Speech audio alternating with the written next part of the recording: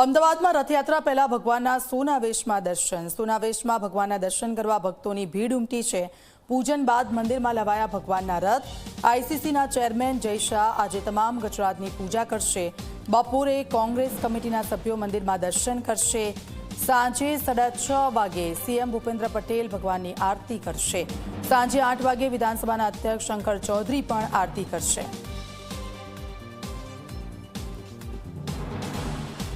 તો આપ જુઓ, રથની પૂજા વિધિ કરી અને મંદિરના પ્રાંગણમાં આ રથ લાવવામાં આવ્યા છે. આવતીકાલે 149મી રથયાત્રા છે. તેને લઈને ભગવાને આજે સોના વેશ ધારણ કર્યો છે અને ભક્તો આ સોના વેશના દર્શન કરવા માટે દૂર દૂરથી આવ્યા છે. ત્યારે સાંજે ભગવાનની આરતી ઉતારવામાં આવશે અને તેમાં રાજ્યના મુખ્યમંત્રી ઉપસ્થિત રહેશે. તો ભગવાનના સોના વેશના પણ દર્શન આપ કરો. આ દ્રશ્યો અમદાવાદના જગન્નાથ મંદિરના અમે આપને બતાવી રહ્યા છે.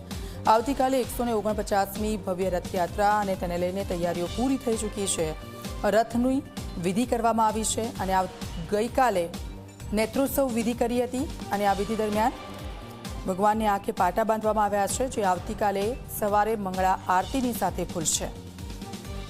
સપના શર્મા જગન્નાથ મંદિરથી અમારી સાથે જોડાઈ ગયા છે.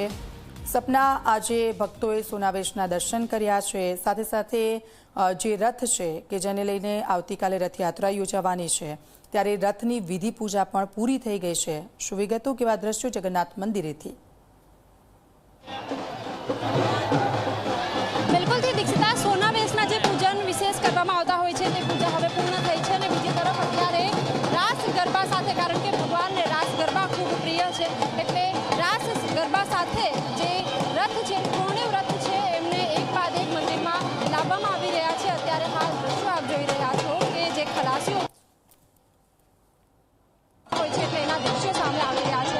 શરણાઈના સૂર એક તરફ વાગી રહ્યા છે, ત્યારે બીજી તરફ એક બાદ એક જે રથ છે એ લાવવામાં આવી રહ્યા છે. કહેવામાં આવે છે કે બાળકો ભગવાનનું જે સ્વરૂપ છે, એ સ્વરૂપ સાથે જ, એટલે કે બાળકો છે તેમને ભગવાનનું સ્વરૂપ આપવામાં આવતું હોય, એ સ્વરૂપ સાથે જ અત્યારે તમામ જે રથ છે, પૂર્ણિમ રથ છે, એમાં બાળકોને બિરાજમાન રાખીને લાવવામાં આવી રહ્યા છે. અત્યારે ત્રીજો રથ હાલ આ દ્રશ્યોમાં જોશો કે જે પરિસરમાં લાવવામાં આવશે. આ રથ જ્યારે મંદિર પરિસરમાં પહોંચશે ત્યારબાદ પૂર્ણિમ રથોની પૂજા કરવામાં આવે છે. હંમેશા જ્યારે રથયાત્રા હોય છે ત્યારે રથોનું પૂજન એક દિવસ પહેલા કરવામાં આવતું હોય છે. શાસ્ત્રોક્ત મંત્ર વિધિ સાથે રથોની પૂજા કર્યા બાદ ભગવાનને તેમાં બિરાજમાન કરવામાં આવતા હોય છે. એટલે એના જ દ્રશ્યો અત્યારે આપ જોઈ રહ્યા છો.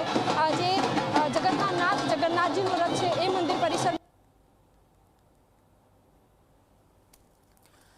149મી રથયાત્રા અને તેને લઈને આ તૈયારીઓ થઈ રહી છે. આપ જુઓ, રથ પ્રાંગણમાં લાવવામાં આવ્યા છે. 3 રથ કે જેમાં સવાર થઈને ભગવાન જગન્નાથજી, બેન સુભદ્રાજી અને બલભદ્ર કે જેઓ નગરચર્યાએ નીકળવાના છે, ત્યારે સ્વાભાવિક છે કે રથની વિધિ પૂજા કરવામાં આવશે અને હાલ ભક્તો પણ ત્યાં ઉપસ્થિત છે.